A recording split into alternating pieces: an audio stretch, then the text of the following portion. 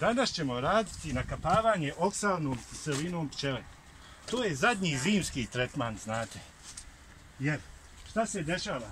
Sad u košnici nema legla. I tako da nam je varoa sva dostupna. I mi ćemo to sada uraditi. Znači, nakapavanje radimo 5 ml po luci pčela. Evo.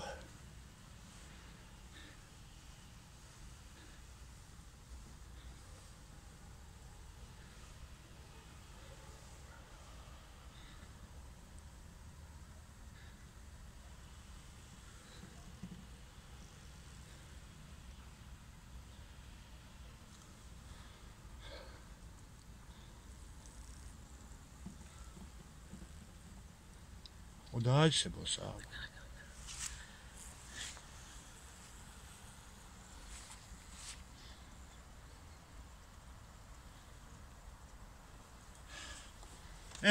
To je to, pčela. Sad ćemo tako odraditi svaku košnicu.